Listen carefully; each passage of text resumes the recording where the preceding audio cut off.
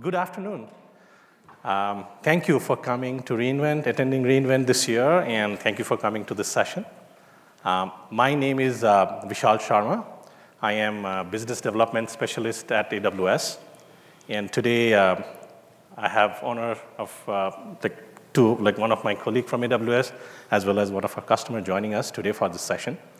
Nihar Das is solution architect at AWS, and Krijan is Senior Director, Cloud Operations at Global Payments. Today, for, I would say, next 1 hour, we will discussing how Global Payments, it's a financial services company, global financial services company in the payment processing area, how they are leveraging AWS services along with other technologies like Terraform and Kubernetes to really scale the AWS environment from a controls and governance perspective. Getting into the agenda quickly, we'll spend some time about what, in general, financial services or regulated industries are facing as a challenge.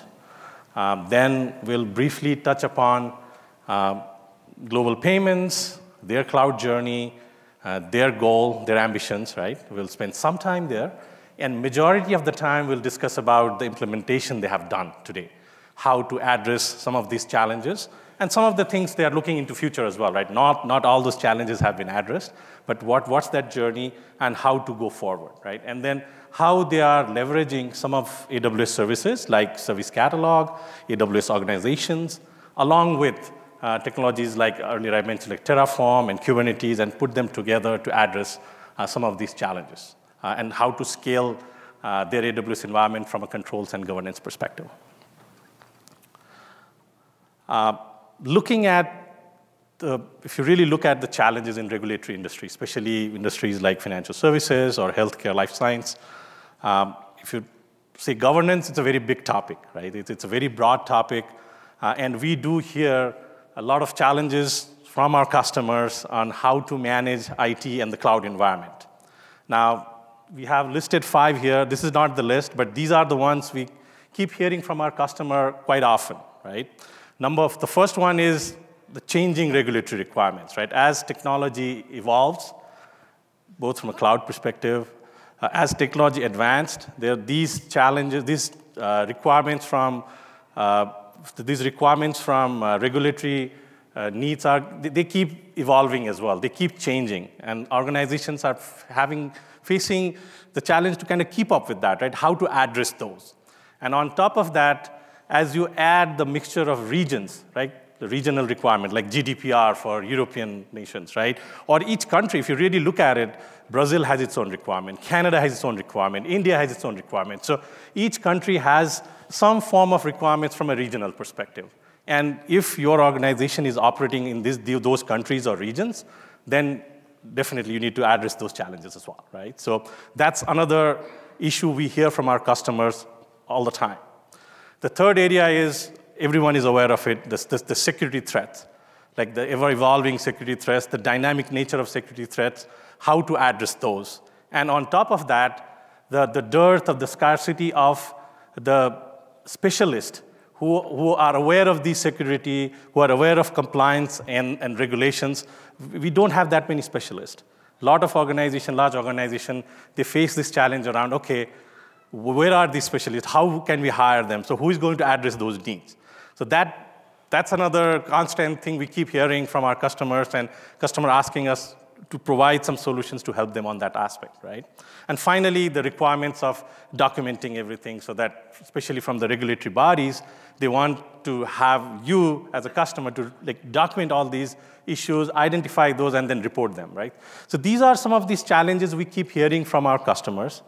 Again, this is not the full list, but again, highlighting the fact that this is how the industry is heading. These are some of these challenges customers from regulated industry are facing, and how do we address those? At AWS, we do have certain services and solutions. We keep working with customers, and today we'll talk about one of those solutions, how Global Payment kind of implemented that and how it's addressing those needs. Now, we looked at it from a macro perspective, right? Like, what are the challenges from regulated industry? Now, but when you talk about motivation from a governance, there is one constant struggle we hear from all customers, right? So the customers, on one side, you have your development team, your builders. They want to use the capabilities AWS provides from a swiftness perspective, from adoption perspective, right? The speed, the capabilities. At the same time, on the other hand, you have security team, the compliance team, the governance team. They are worried because how to make sure these regulations and how to maintain the security, safety of your environment, your IT, your cloud environment, right? I think that there has been a constant struggle between these two groups, and which is very valid as well, right? You have to have governed environment. You cannot open it up, but at the same time, to be competitive in this world, you need to have that speed, the agility to go and do things faster, where especially the developers, the builders can go build things, learn about it, fail fast, and go and do it again, right? So that has been a constant struggle, and that's one of the area we, as AWS, trying to help our customers to address those needs with a lot of services, kind of focusing on that backdrop. And even in case of financial services and like healthcare companies, like regulated industries, one pattern what we have seen is the organizations are trying to kind of using a tactics of allow listing services, right? So services or in capabilities within AWS products and services have a process of allow listing or restricting developers to use those services until they go through that testing phase. They do like a threat assessment model, things like that, which takes quite some time, which kind of negates the fact that how you want to be like faster to market, the speed to market, the innovation piece kind of, that kind of a little bit provides like a blockage on that side, right? So today, like we will discuss how we are addressing some of these challenges using a couple of services, like we'll highlighting a couple of services like Service Catalog and AWS Organization. It's not that only those two services were used in overall workflow, but we'll discuss how they have been used. But if you really look at it from overall AWS, So AWS perspective, AWS has multiple services under Cloud Operations umbrella. So Cloud Operations is a group of, like it's a umbrella under which there are a lot of services are there. And these multiple services are especially in the area of governance, compliance, like observability and security, things like that, right? So the goal is to address some of these challenges I mentioned earlier, and then add more capabilities as we move forward. And you may already have heard we added their new launch announcements even today, and throughout the next 4 or 5 days, you will hear new capabilities being added to these services as well, primarily helping our customer to address the challenges I mentioned earlier, those helping from those challenges perspective. Now, if you really look at cloud operations, right? So the goal of cloud operations is to help you in the cloud adoption journey in a very kind of a structured way. So that was the intent, right? So how to position some of these services already available in AWS and structure it in a kind of a three-pillar, as we see here, right? Three-pillar perspective, right? So looking at it from a setup perspective, where you kind of establish a secure foundation, right? Secure for your governance and compliance in AWS.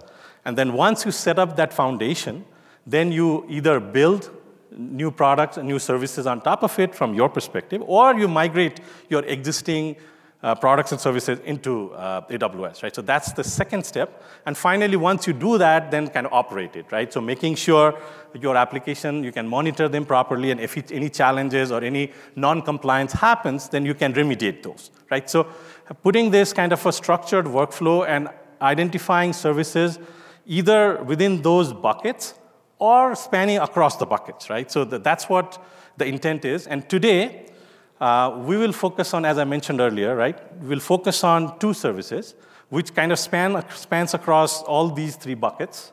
And we'll talk about how these two services are being leveraged by global payments to address some of those issues we discussed earlier. Let me hand it over to Nihar, who will go through some of the more details around global payments, its cloud's journey, and forward. Nihar. Thank you, Vishal. Good afternoon, everyone. My name is Nihar Das. I'm Solutions Architect with AWS. I've been supporting global payments for over a year. I'm going to talk about global payments business, what exactly they do, and then their current cloud landscape and the challenges they face during their cloud journey. Global Payments is a financial technology company that provides payments technology and services to issuers, merchants, and consumers. Issuers, I mean the institutions, those who issue the cards. Merchants means the institutions or shops or stores where we use the cards to make the purchases, and the consumers, the people, those who carry the cards to do the transactions.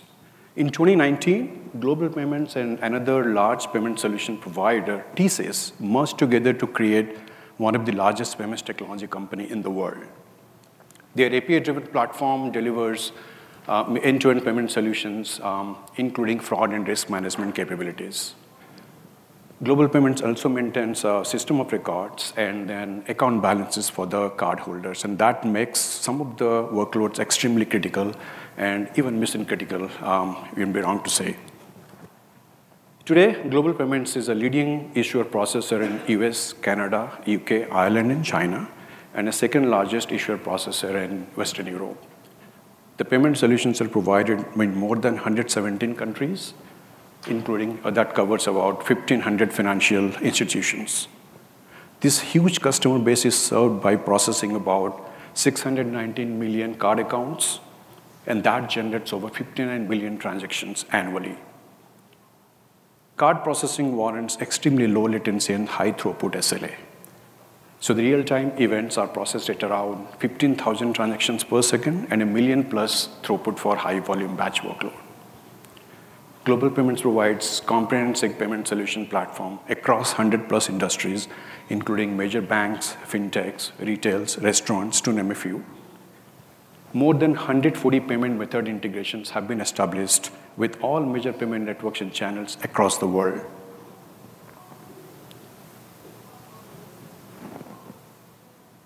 Based on the current technology landscape of global payments worldwide business, the cloud landscape spans across multiple AWS regions, including US, Europe, South America, and Asia Pacific. Account structure is complex because of the lot of workloads, global deployment, and multiple account structure involves about 116 accounts, and that spans across 6 AWS organizations. The cloud journey involves the modernization of complex monolith applications running on mainframes to API-driven microservice cloud-native architecture on AWS. Lift and shift approach is also considered wherever applicable to speed up the migration. The entire cloud infrastructure build has been standardized using Terraform as infrastructure as code. As far as challenges or opportunity concerned, there are many challenges, but to name a few, those who are mostly solved by using AWS and management and governance services, more specifically the service catalog. So the various challenges were to be solved during the cloud journey, and that presented unique opportunities to design and build efficient mechanisms using AWS management and governance services. Due to the nature of business, Global Payments must adhere to the compliance requirements, most importantly the PCI compliance, as well as regional industry regulations such as data residency, data privacy, etc. Globally, more than 5,000 engineers deploy the services every day. They should be able to deploy the technology stack independently while staying within security and compliance boundaries. That requires proven provisioning strategy with standardized approach to deploy and run the services.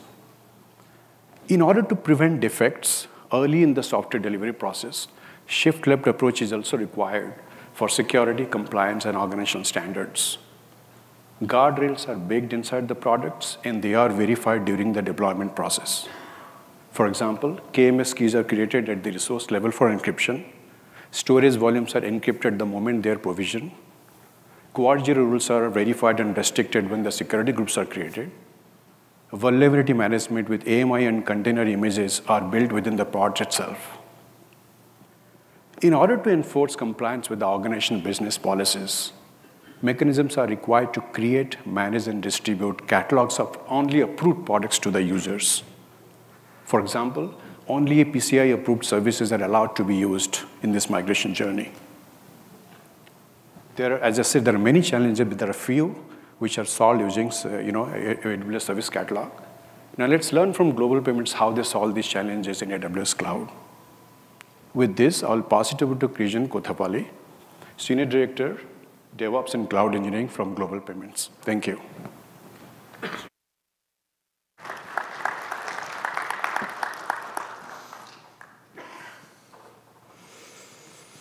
So, as Nihar has explained, we currently operate across the world in multiple countries, processing hundreds of millions of accounts and billions of transactions every year.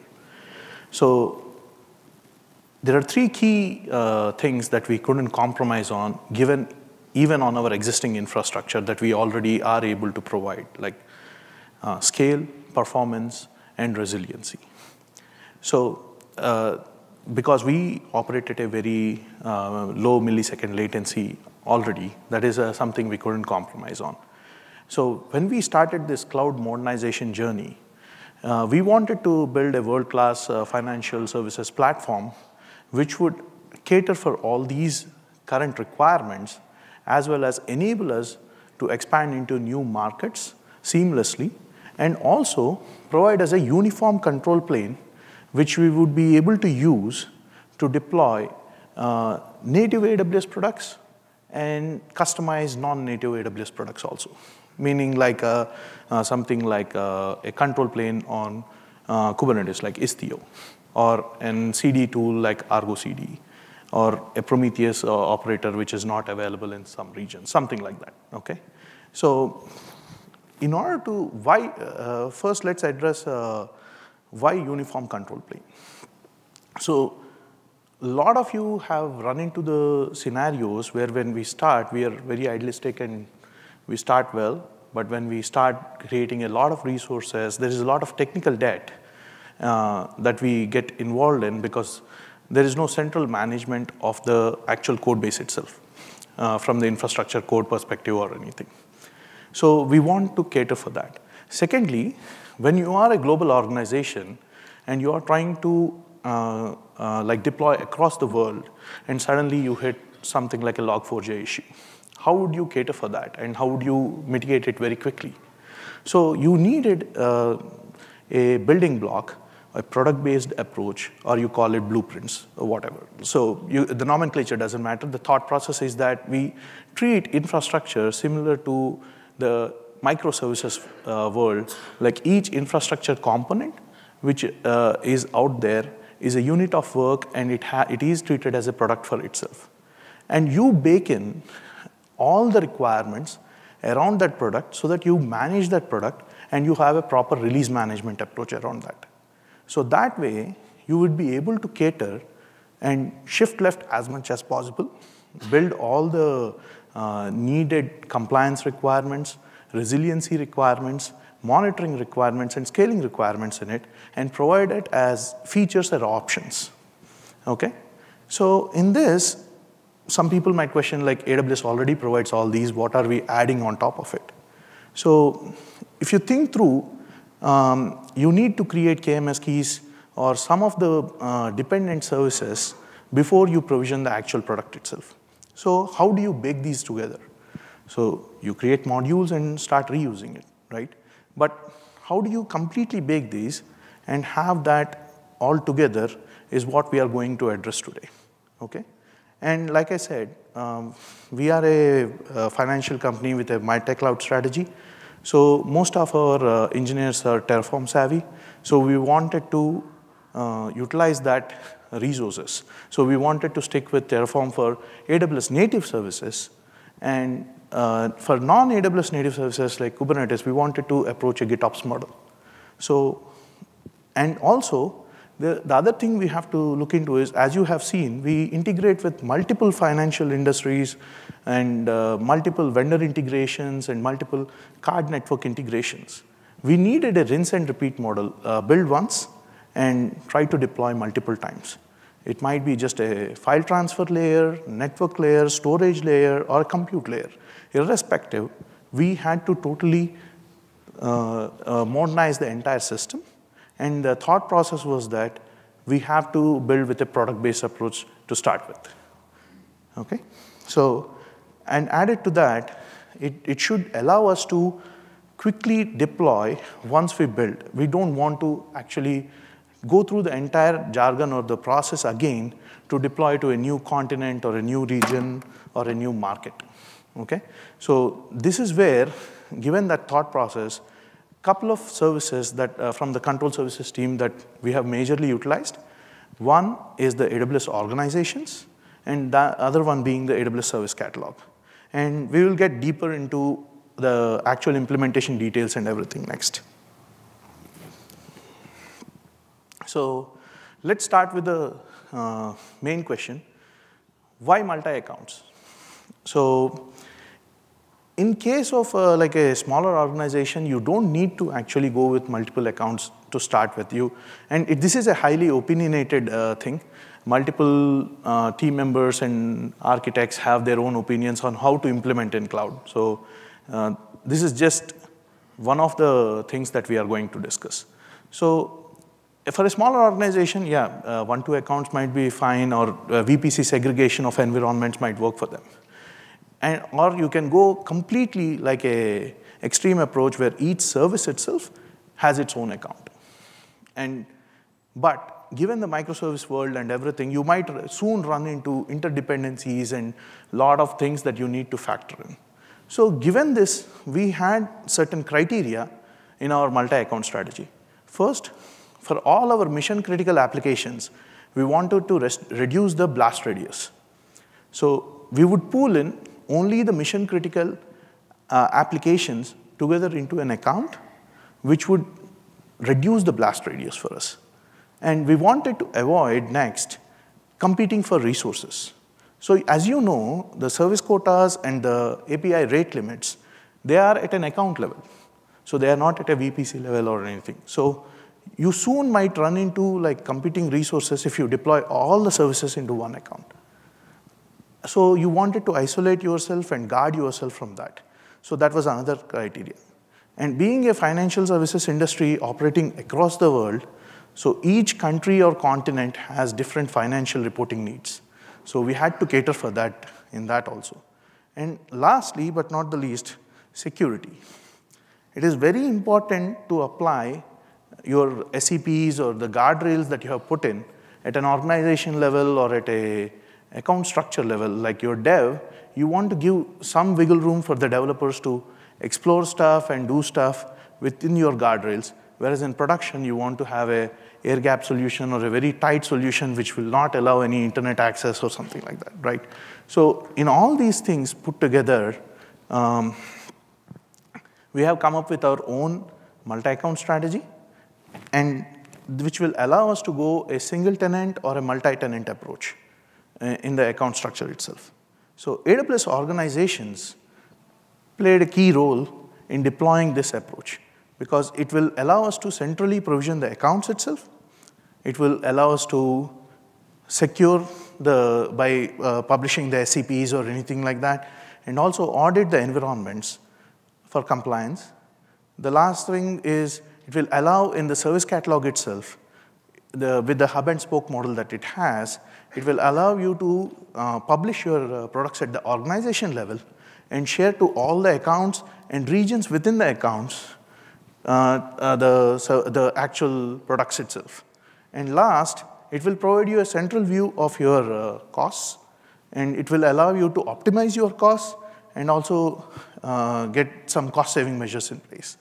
So with this approach of using AWS organizations, first thing we were able to solve was speed to market. How would we get into a new region, or how would we deploy a new account structure or a new implementation in place as quickly as possible?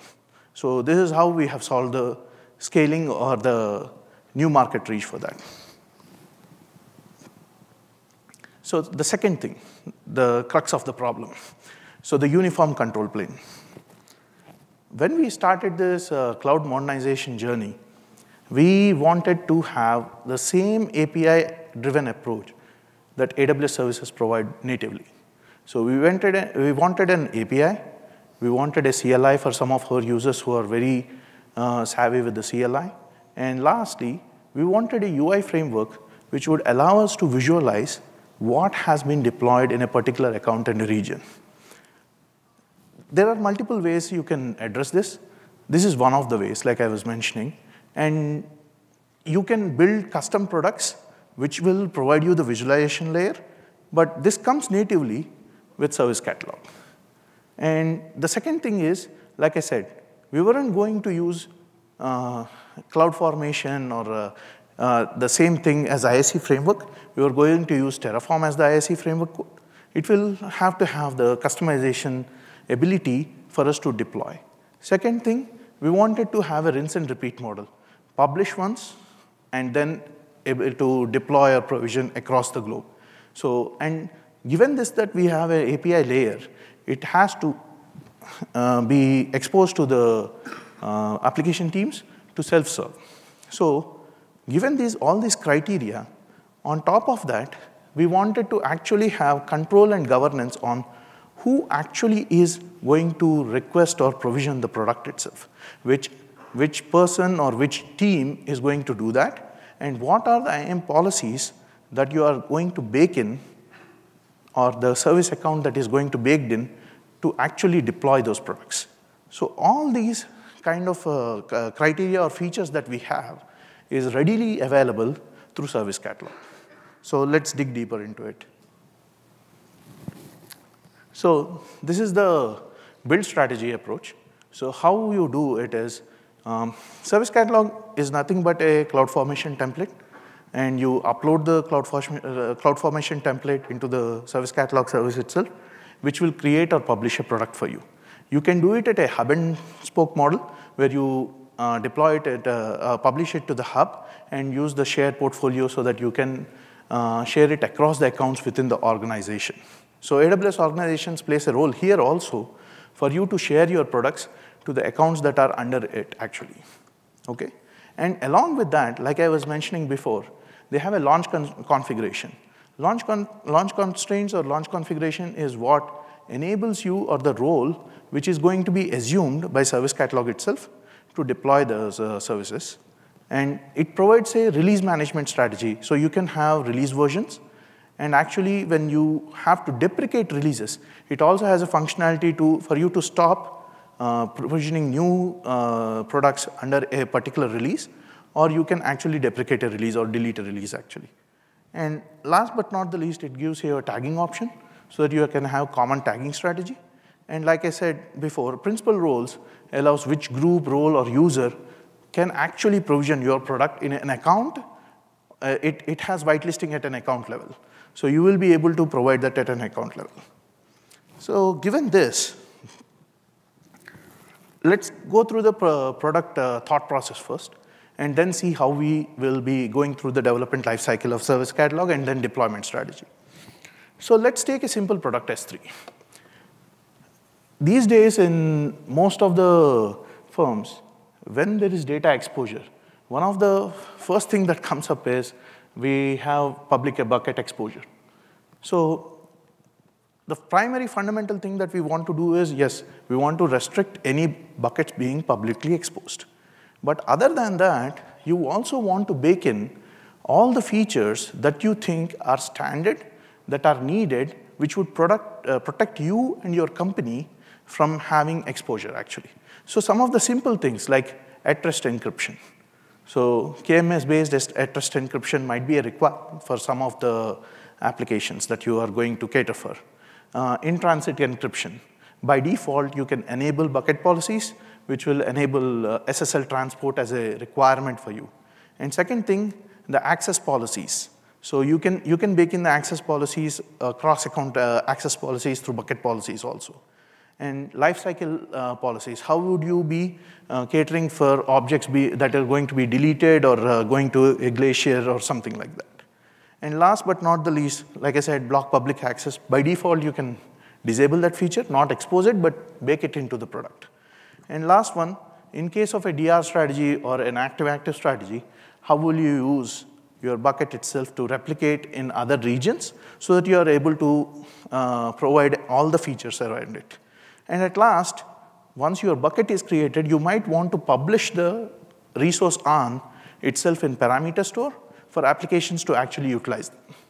So this is the thought process of a product when we are going to bake in all the things that we are saying, right?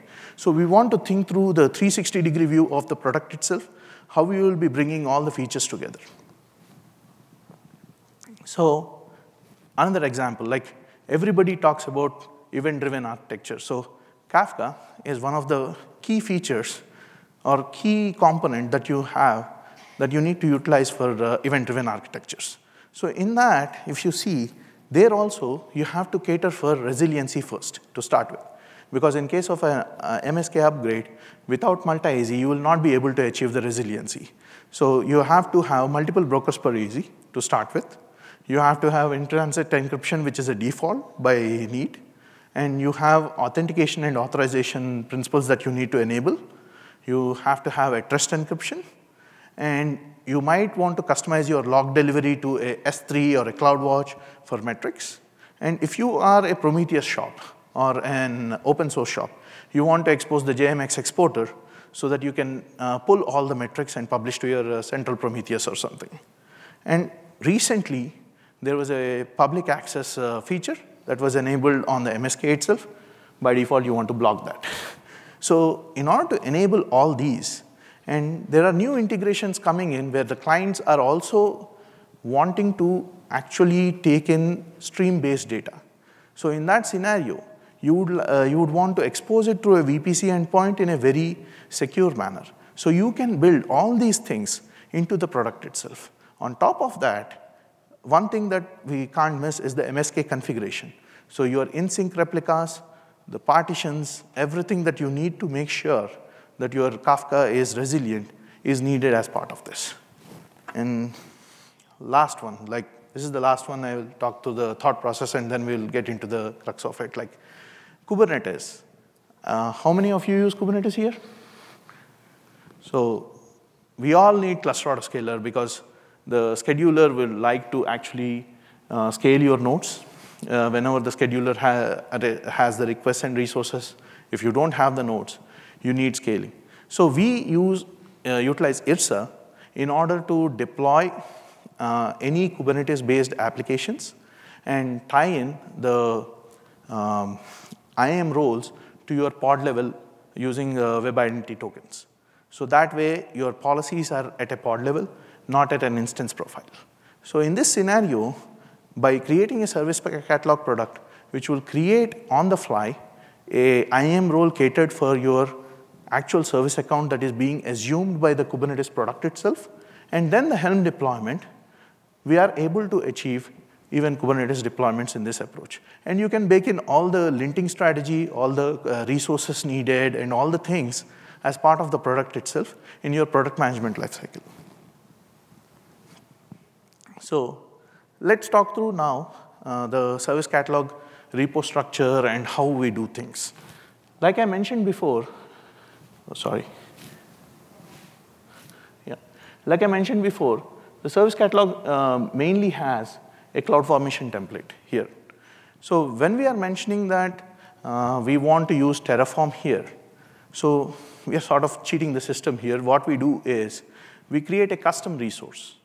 So the custom resource actually publishes an event to a SNS topic, and from there is a life cycle that happens. So what are we gaining through this is the release management, like I said, and how we are going to treat your infrastructure as a product-based approach. So in this, if you see, right, we have two kinds of implementations. One is a native Terraform product. The other one is a Helm-based Kubernetes product, which also has IAM features that are needed and KMS features that are needed in some cases.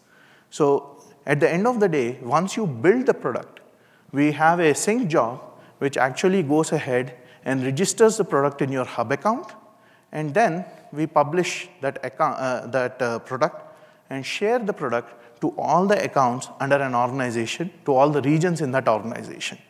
And like I was mentioning, the execution.json that is out there is actually the one which is having all the IAM roles and permissions, all the groups that actually have the permission to deploy these products. And the mapping.json is the one which has the portfolio information, the product information, and the launch constraint information. And this is not something we baked in. This is readily available on AWS blogs, so you can get the account structure and everything from there itself.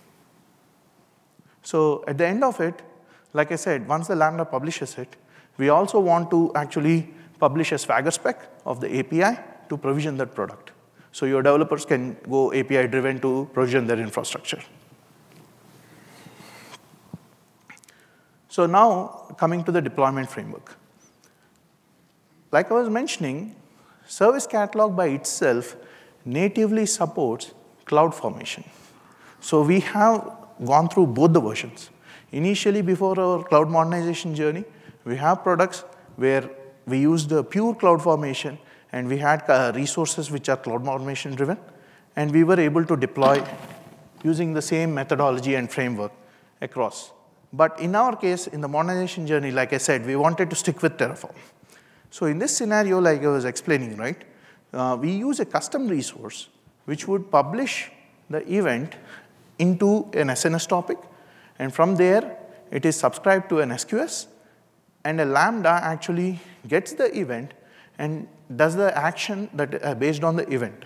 If it is a Terraform-based product, it will just go ahead and trigger your Terraform workflow. In our case, we have Jenkins pipelines. It does not need to be Jenkins. If you have an ECS-based Terraform CD or any other workflow, you can just see how you can consume that events from SQS and deliver that. Okay? And second thing, like I said, for Kubernetes products, we have a GitOps approach where we publish the inputs into the Helm values and everything into Git itself. And then Argo CD, using Argo Sync API, we are able to publish into the Kubernetes itself and actually deploy across the board. Okay? So digging deeper, how does the event look? So most of it is actually cookie cutter. We don't do anything. We introduce some of the things, but not all. So the TF vars, like I said, we introduce those in our parameter store, and we bundle them as TF vars. Okay? And second thing, one of the most important thing is when an event is published, the request type determines are you creating an event, or are you updating it, or you deleting it, actually. And also, there is a response token and a response service token and a response URL, so that you can actually go ahead and reply back to your CloudFormation, saying that is it a success or a failure. And Service Catalog by itself actually provides you a rollback strategy, which will go ahead and if your new release has been unsuccessful, it will try to actually restore the state using the old input parameters that you had. Okay? So like I said, what is happening inside the Jenkins is same. Every Terraform needs a Terraform init, plan, apply, or a destroy. So it's the same framework. We have added one extra step where we have a pre-provisioning state in case if we want to pull secrets, publish secrets, or if we wanted to get the certificates created, all those kinds of stuff. So other than that, nothing else. And one extra step we do is we take the build logs and publish it back into an S3 state store bucket itself, so that we can actually go through the life cycle of the product itself to see what has happened in case of troubleshooting and everything. So the same workflow is now being utilized even for Kubernetes. So there is no difference at all. So it is the same event. We define like the Helm values, what are the Helm values that are supposed to be there inside the product itself. And if you use IRSA or any IAM policies that you need, we also have another resource as part of it, which will be the Terraform. And using the event and the nature of the product itself, we are going to write to Git, trigger the Argo CD sync API, wait for the response, and then post back the reply to the service catalog itself. Is it a success or a failure?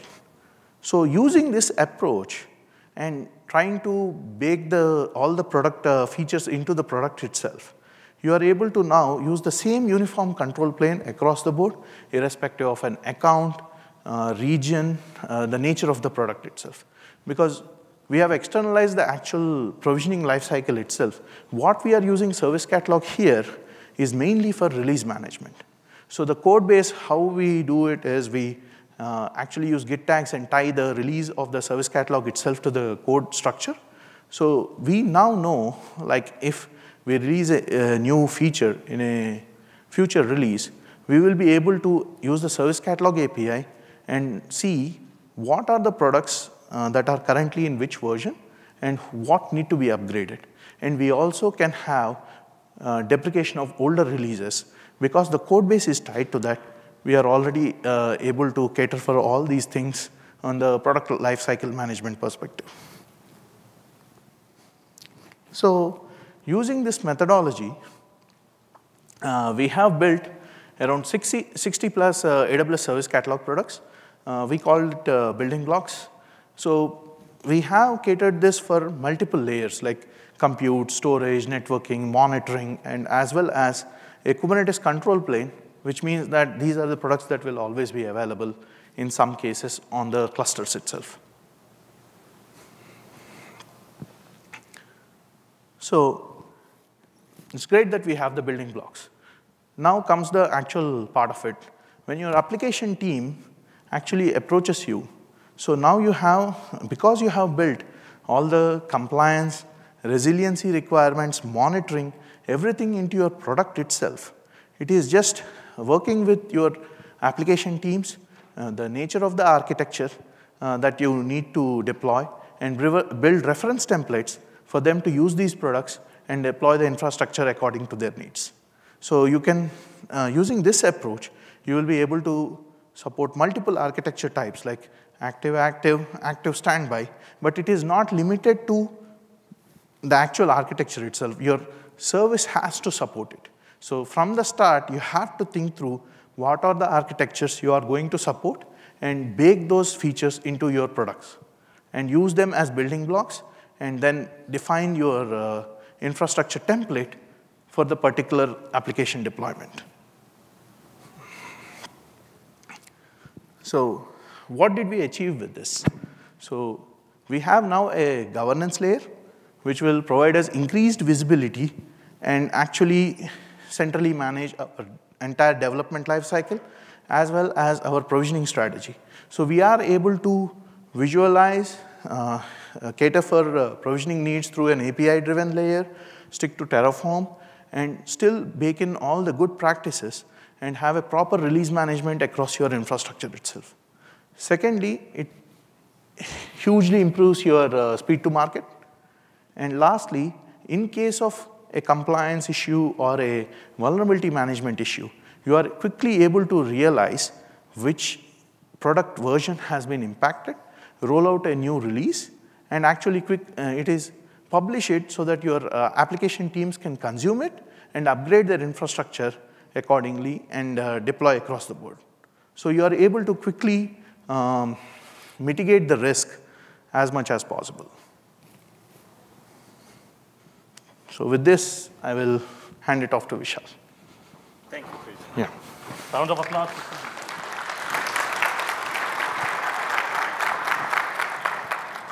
We heard about it, right? Like how global payments kind of drove like their vision into implementation, and they're continuing doing it. It's not done yet, right? So just to summarize what we heard, right? A couple of takeaways, right? One of the things which I got really excited when I first saw, when I was working with Krijan, was that having that cloud vision, that very clouded like slide you saw in the beginning, right? So that having that vision and looking at it from a perspective of how, like each of you have your own kind of cloud operating model, right? How your IT operating model, like every organization has a different way of doing things, right? So now how that operating model Krijan had, like at least global payment had, and how to tie that back with the vision. I think that was very important. I think having that helps a lot, right? In the beginning, Krijan talked about 3 things, right? You were looking at scale, performance, and resiliency, right? I think keeping that in mind, starting to build that vision, starting to build that like overall big architecture, right? I think that's one of the takeaways. Like having that help him and his team to kind of move forward with the journey he talked about, right? So that's very important. Second is, again, identifying products and services, like, because there are so many technologies, so many services there. Global Payments standardizes on Terraform for certain regions, right? Looked into microservices at architecture to go from mainframe to microservices. So early on, having that kind of decision-making process helps a lot as well, right? And then using some of the natively available services, like within AWS Service Catalog and AWS Organization, where some of these features were already baked in, helped as well, right? That kind of expedited that process in the cloud journey. Now, third one, we saw like how that workflow process was very similar, right? You saw Terraform and Kubernetes, only the right-hand side, there were some differences. Most of the slide was same, right? That whole workflow was very similar. So that helps. That helps from a scale perspective. That helps from even adoption perspective, right? You can move faster and you can scale faster. And finally, having these governed products, I think that was very important, right? So having these building blocks where once you have built all these products or / services, right? And then built in all these governance and observability, all these requirements as part of the product, and start building your architecture, infrastructure, like application architecture using those products. I think that helps. One, again, from a scalability perspective, flexibility, because you are not really forcing your application developers to use it in a certain way, because you are giving them those building blocks. So they can build their architecture depending on the needs, right? So that gives the flexibility, but at the same time, it gives you a faster path to adoption, right? So those are, I would say, the 4 of the things we kind of take away from this session today. Now, before we wrap it up,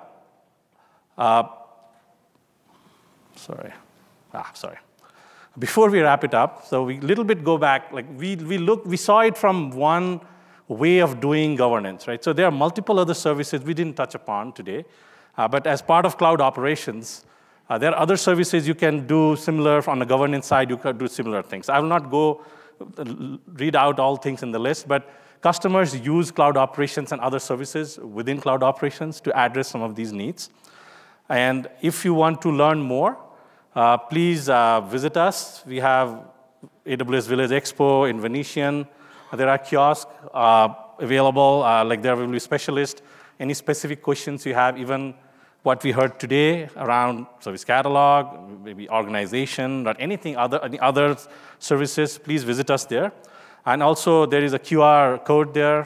There's a list of other sessions addressing some of the governance and management and governance issues. There are like throughout like this whole week. Please capture that, and we can have a list of breakout sessions and chalk talks available on that topic. And finally, please provide us feedback. I know we love to hear feedback, and next time we will add, like, put more things as per your feedback or remove things, right? So please do provide us feedback, and thank you again for